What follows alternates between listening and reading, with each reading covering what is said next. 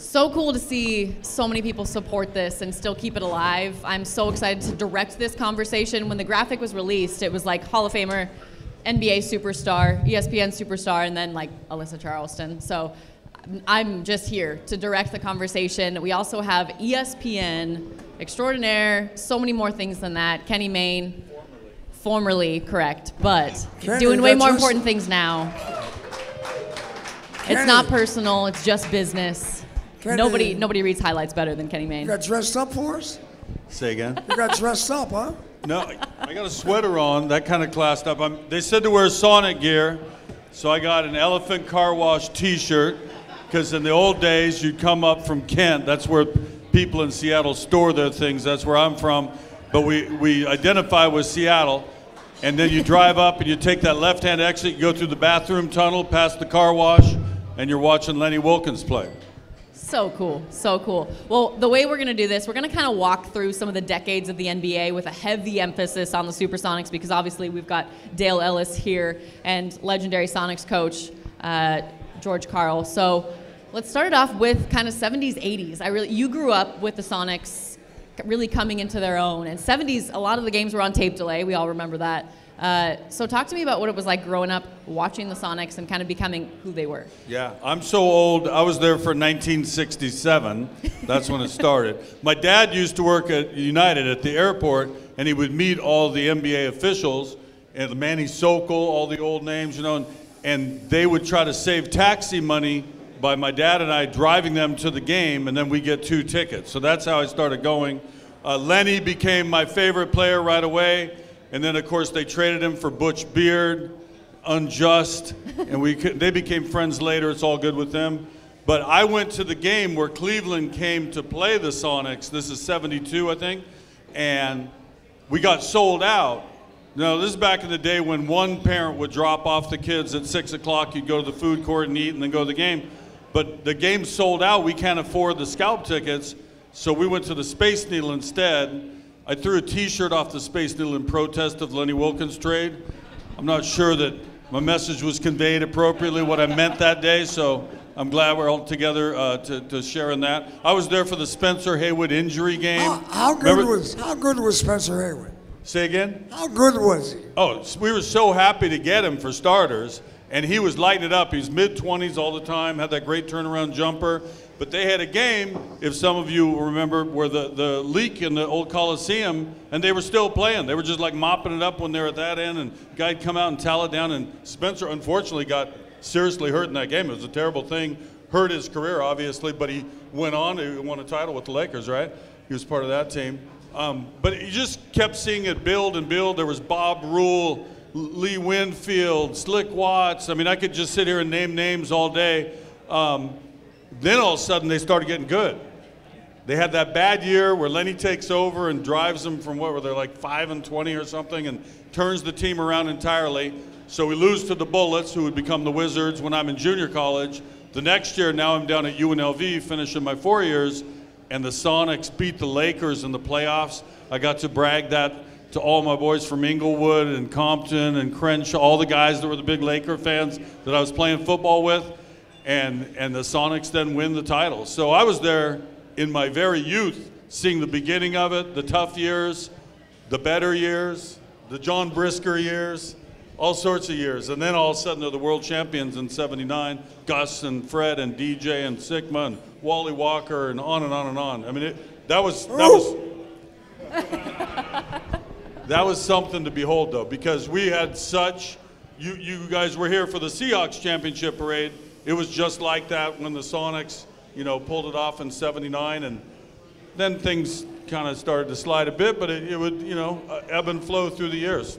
How does that change Seattle, though, as a city, when you win an NBA championship like that, and even when you're having an incredible season, just to remember what it's like, because obviously the Kraken are doing great right now, right? The Seahawks, everybody's following, everybody's talking about them. You feel there's like a kind of like a special uniting force to that. What was it like? For sure. I mean, even if you couldn't be at the games, they'd fill up places like this and watch the games, or you'd go to friends. You know, there's just that great sense of belonging, and that team from your town that you say you're a part of is doing something really cool, and just the journey to get there, not even winning the title, you know, just trying to get there, it just means so much. And you see the effect it has and the rollover in business and all the other good things that happen with it. Yeah, that's a great point. Dale, I want to ask you, growing up watching basketball in the 70s, who did you look up to? Who did you really maybe model your game after? I was actually a Kareem Abdul-Jabbar fan. I started on the playgrounds as a kid throwing hook shots. I had to learn to put my left hand on the ball to hold it into place before I shot it. But yeah, I was a big man's fan. The Sonics won '79. I was coming out of high school. So leading up to high school, I didn't watch a lot of basketball because I spent so much time in the gym and on the playgrounds. But I saw them winning in '79. I was a senior in high school. I was an instant Sonic fan. I loved the guard play with Dennis Johnson and Gus Williams, Jack Sigma, big guy, putting the ball in the basket. So I've been a Sonics fan for a long time. It was exciting to be a player here. Growing up in the 80s, I think it was the best era of basketball. George Gervin, a former teammate of George. I got a chance to work with George a little bit, but when during the playoffs with the Lakers and the Celtics going back and forth with one another, I mean, that was an exciting time for me. Really, the 80s, a lot of people do talk about how those were some of the best years of basketball. I'm curious from your perspective, because defense was like aggravated assault back in the 80s, a little bit into the 90s too, and now they've changed the rules a little bit. Did you enjoy watching and eventually coaching a little bit in the 80s? Well, the game today is totally different than the game in the 80s and the 90s. The biggest change is the power of the three-point shot. Now we have teams shooting 40, 50 threes a game. That wasn't heard of back then, even though I love the three ball. I think what's going on in the game today is a little crazy. But in the 80s and 90s, it was more about defense. The best teams were the best defensive teams. We had more wrestling matches than they have now. They dance, they dance now. They don't wrestle like we used to. And I'm not saying the game, what generation of the game is best. I actually think the 70s was kind of where basketball was going down. And then in the late 70s, I believe it started with the ABA-NBA merger. When the ABA merged with the NBA and Julius and Gervin and Dan Issel and Bobby Jones and David Thompson and Artis Gilmore, all these guys became first-round draft picks into the NBA. In 1 year, the NBA was integrated from 50 African-American players to over 100 African players because of the ABA. I played it with the Spurs back then, and we lost to Washington in a game 7, the year they beat you all. We could have won that. We were the better team. And the conspiracy theory is the NBA did not want an ABA team to win the NBA championship in the second year of the merger. That's where I stand. I'm an ABA guy. I just think the 70s was basketball was going down. The ABA-NBA merger happened, and then two guys named Larry Bird and Magic came into the game, and then a couple years later, Michael came into the game. And since the early 80s, the NBA has gone, wow. I mean, the money is unbelievable.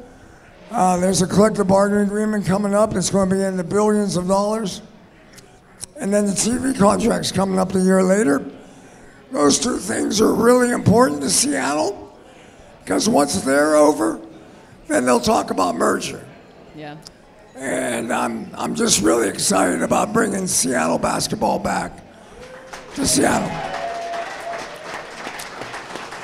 And I want you to know, the NBA fans in Seattle are so dedicated, so loyal to the Sonics. It's amazing. It's almost like the Sonics has never left.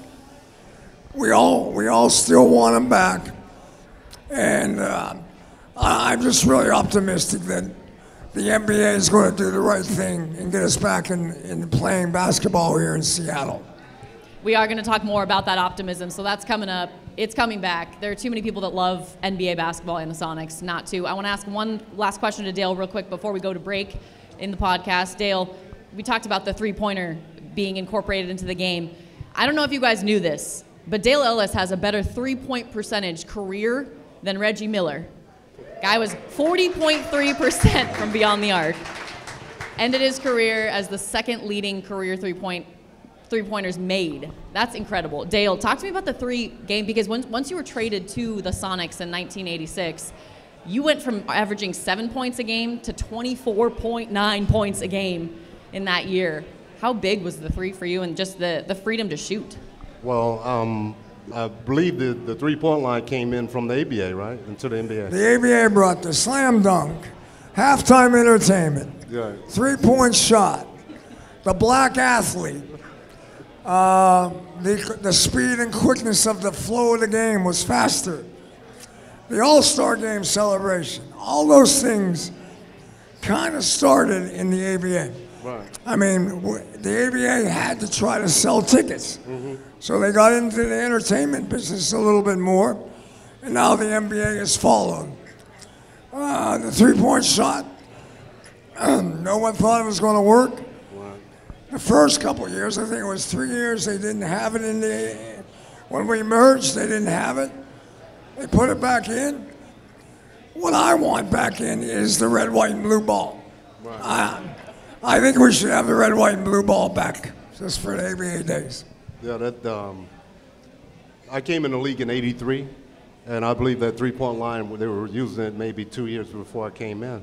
So you were shooting the three-pointer at the end of a half, go in the locker room up, or a desperation shot, or to win a game. So it wasn't designed throughout the plays. Coach would run calling plays to shoot threes. But when I came into Dallas, Dick Motta actually would call a play for me to shoot a three just to get me into the game right away. I didn't get the opportunity I wanted in Seattle. I mean, in Dallas, but came to Seattle, was the best thing ever happened to me. I was given the opportunity right away. I moved from a forward to a guard position, and Bernie Bickerstaff told me to shoot the ball. Said, let it go, you know. So I changed my game around, and I had players, teammates actually sacrifice their game to help me get involved. I distinctly remember interviewing Bernie. I loved his years too. You know, we were talking about the early years and the title. That next decade was still pretty good. Very competitive playoff teams, and it kind of set the table for what would happen right after in the 90s, almost winning it again. But I remember you had one game, I can't remember what your stats they weren't your normal, and I asked Bernie, like, was there anything wrong, something different? And he just said, shooters shoot. I love and it. I've never forgotten how he said it, and it was perfectly applied to this guy right here who gave us so many thrills over that gym. Man, shooters shoot, and Dale Ellis was definitely one of them. We're talking about the really, really fun decade for Seattle basketball. George Karl really came into the picture. 1992 for Sonics fans, and changed this whole thing around. The winningest Sonics head coach in history. Give it up for George Karl. Hello. Hall of Famer. Coach, I'm going to get to you, but I want to get Kenny Mayne's perspective on the kind of coach that you were, because I remember you saying when you got inducted to the Hall of Fame, I got to do it my way. And I don't know if it would necessarily work in today's NBA. That's what you said. So Kenny Mayne, what was it like from the outside perspective? What was Coach Karl known for? Well, one time I went up and asked him for an interview. I was in my freelancing period trying to get back east, and I asked for an interview after the shoot-around. He's like, sure.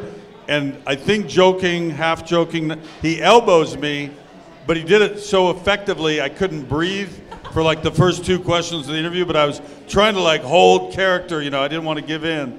But we loved him, and they pushed defense. We had these new players. We had Gary and Sean, you know, coming in back-to-back years, and the team was just like building and building, that he took the best of what we had and made it better.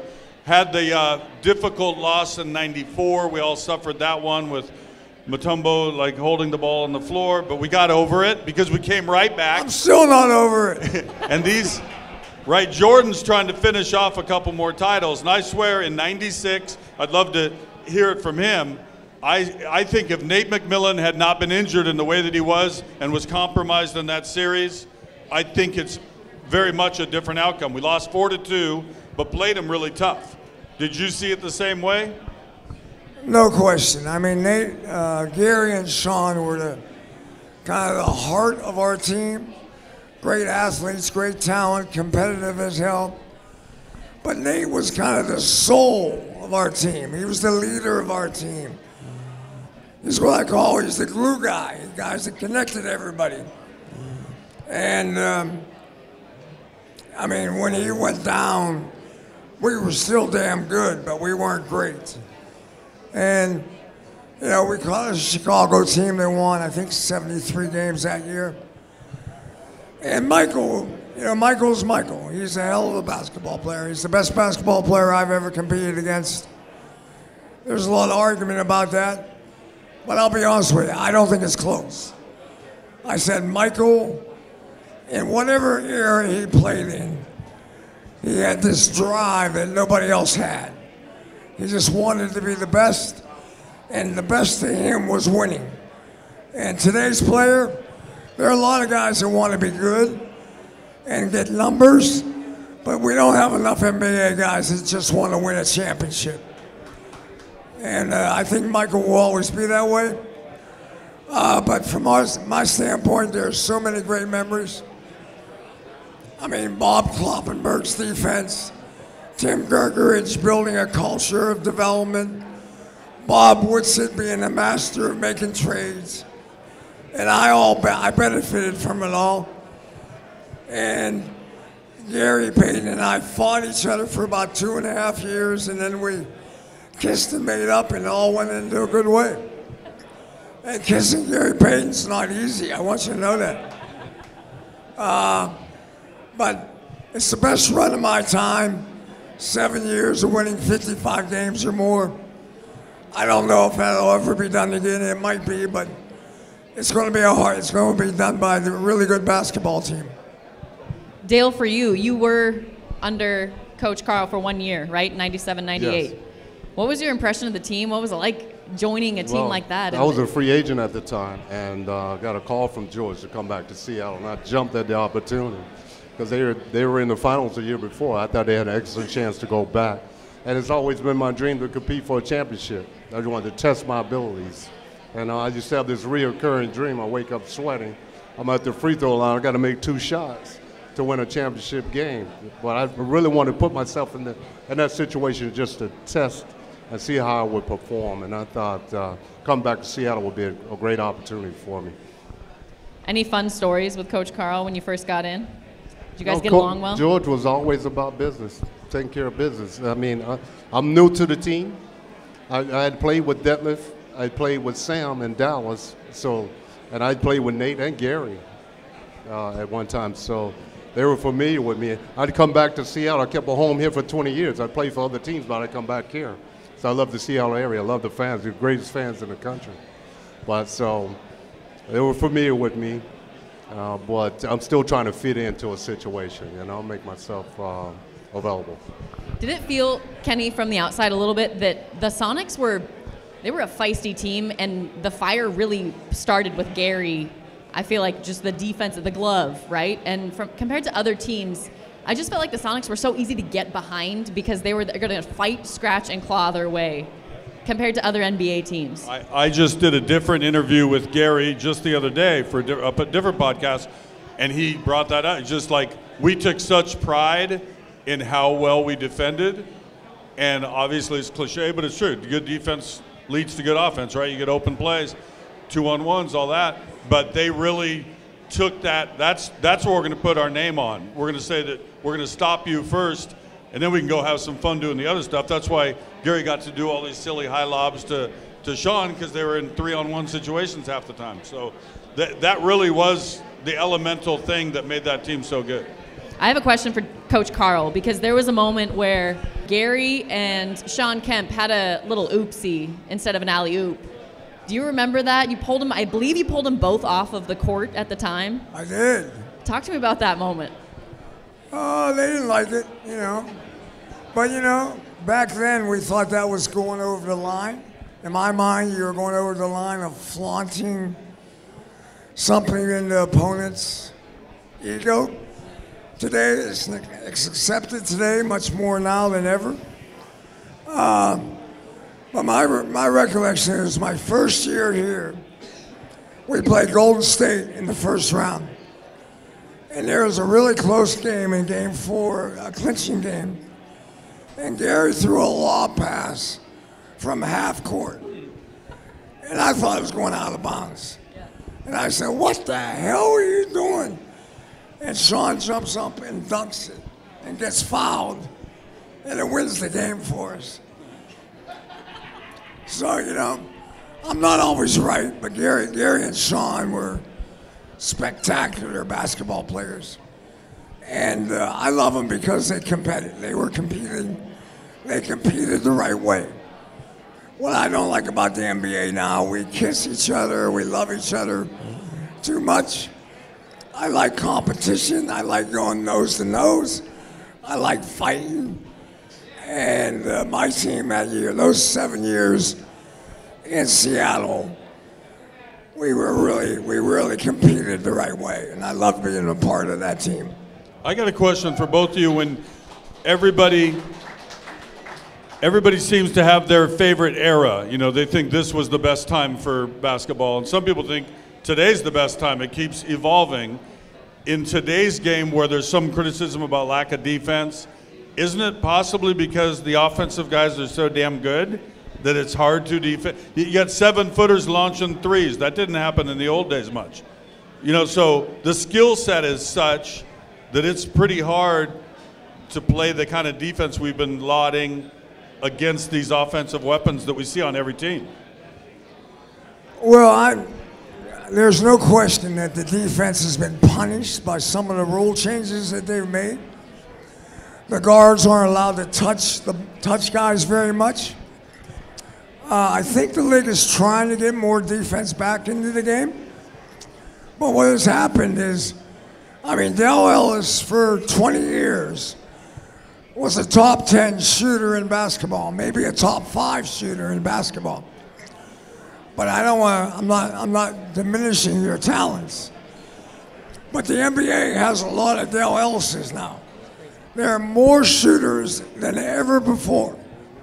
I've never seen the game in the last 7, 8 years how many guys can make 7 threes in a game.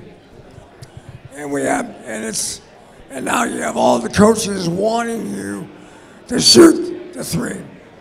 So I'm not sure the game is great right now. I think somewhere along the way we're going to have to figure out what we want on the 3-point line. I still think I like a balanced game. I like a game that's both offensive and defensive mentality. And we're getting more and more of them in the game. But we have a lot of games that are blowouts because of the 3-point shot. So I think the game is always going to evolve. The game is always going to change. There's going to be change in the game of basketball. And it's going to be interesting where it goes. Dale, anything to add there? Yeah, I miss the 80s basketball. I miss watching the big guys play, battle underneath the basket, the physical play. I grew up playing that type of basketball, so I miss watching that. Watching fundamental basketball with the big guys. The hand-checking rules makes it a lot easier for the guys to play the game. I play with guys that have such good hands they can control your movements on the floor. Just the physical play alone. I miss watching it. But you have some great athletes in the game today. They're fun to watch at times. But I tune in during the playoffs. Well, I'm not sure the game is supposed to be 176 to 174. Yeah. ABA style. Okay, Kenny, I'm putting the pressure on you. When are they coming back, and how likely is it soon?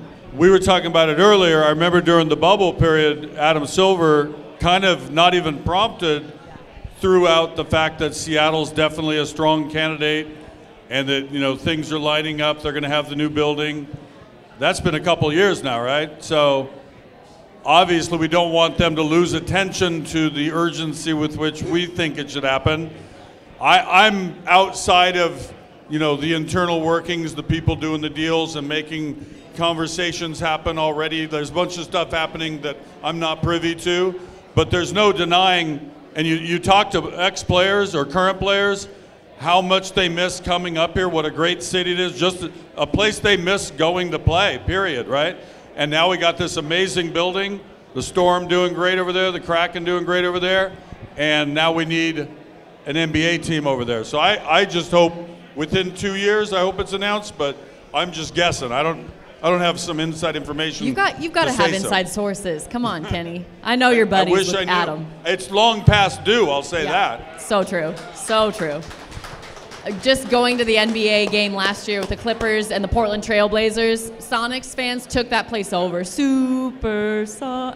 had chills. That was so cool. Talking about bringing them back, hopefully 2025, 2026. The latest was Adam Silver said that maybe 2 teams would be announced at the same time, probably Las Vegas. But Coach Karl, how important is it to get an NBA team back here now that we have Climate Pledge Arena? Because I know Kraken fans, you guys can share that Climate Pledge Arena with an NBA team. Well, I think for all the guys that used to play here in Seattle, I think it's almost unanimous amongst the players that they'll do anything to get a team back. Unfortunately, the NBA has got some financial contracts that got to be negotiated. Collective bargaining agreement is coming up. TV contract is coming up. And merger talk is coming up. My gut says the merger is going to be third on that list before a decision.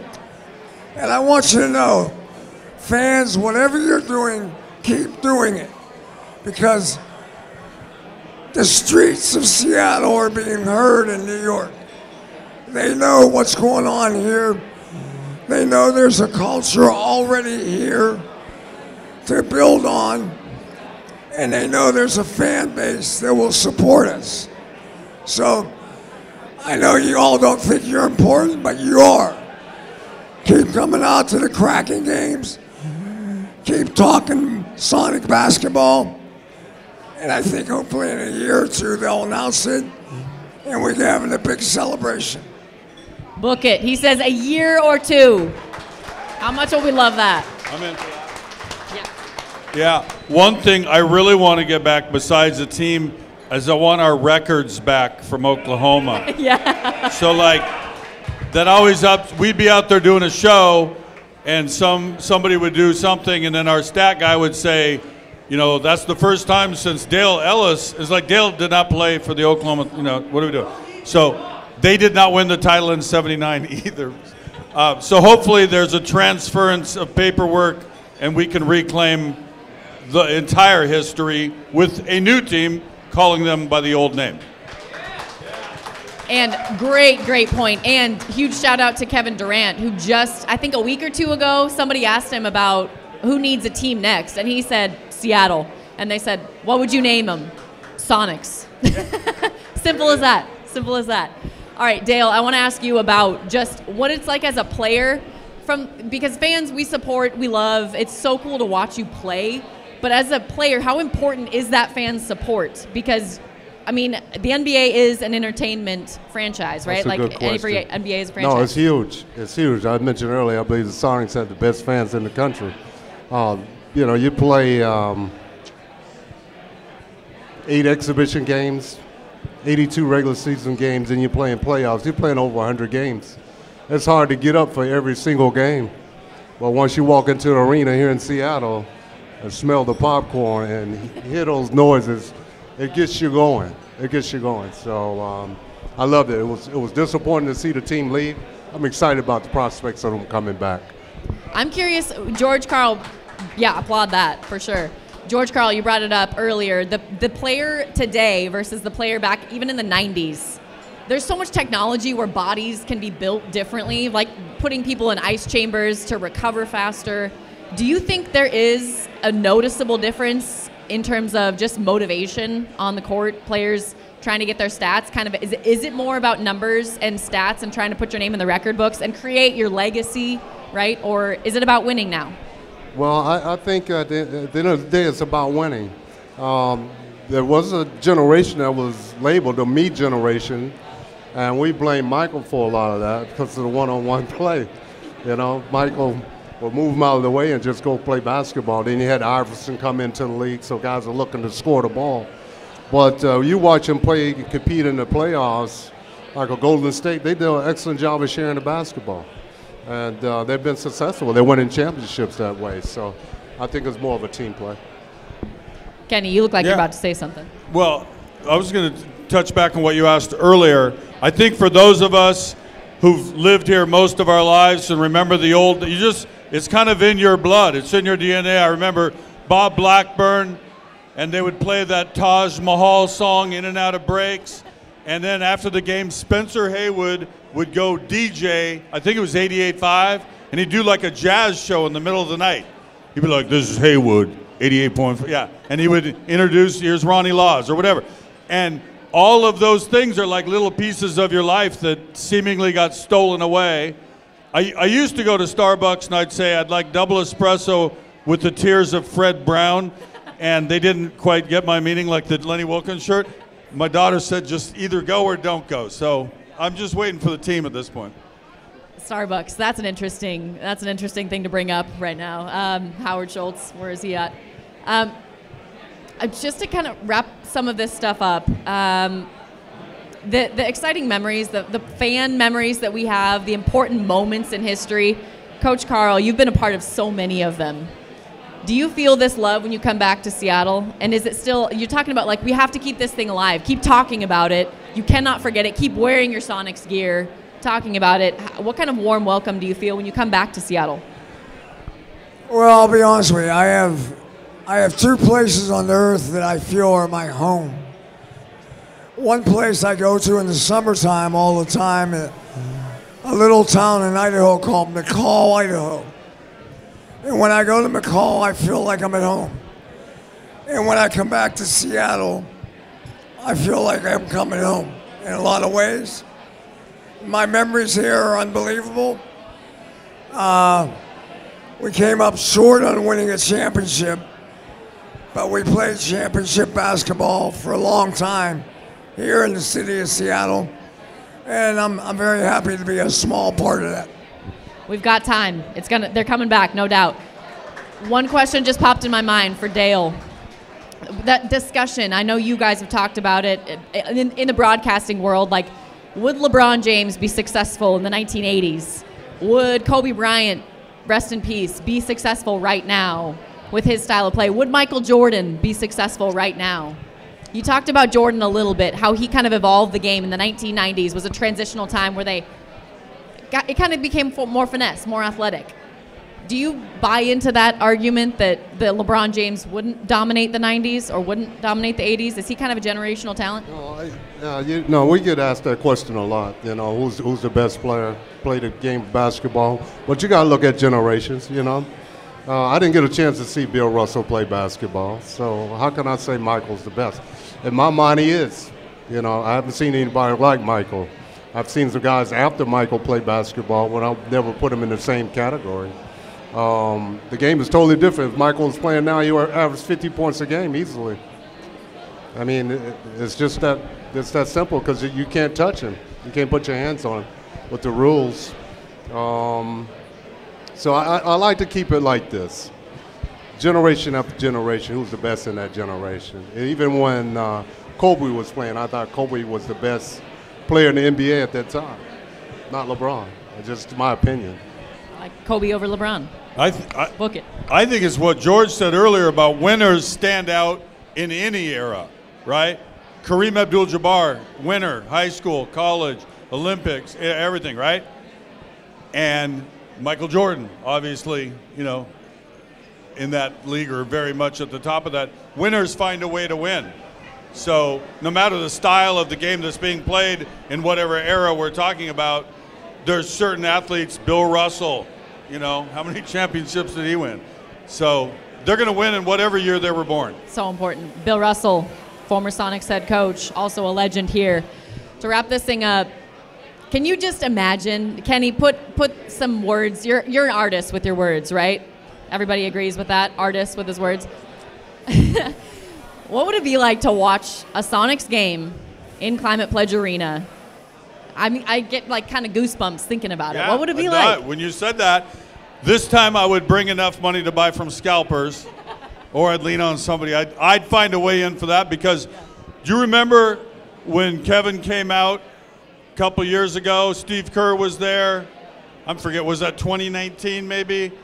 And he comes out in the Sonics, like just the feeling, the electricity, and the build up to it. We'd be talking about it forever, and just the moment when they actually walked out, the place would go insane. So that's a moment worth waiting for. I just hope we don't have to wait too much longer. I don't think we will. I don't think we will. It's like those Space Jam vibes. The Space Jam, there's no movie that gets me like more pumped up than Space Jam. Just everything when it gets going, the music, all of that. Well, I want to give a big thank you to Kenny Mayne, to Dale Ellis, to Coach George Karl. The Sonics, they are coming back. We got to keep talking about it. We so appreciate all of you guys here listening. Go to the Kraken game, support the Kraken. And we're going to wrap this up here from the Queen Anne Beer Hall. Thank you guys so much for joining us, and we'll talk to you next time. Thank you, Seattle.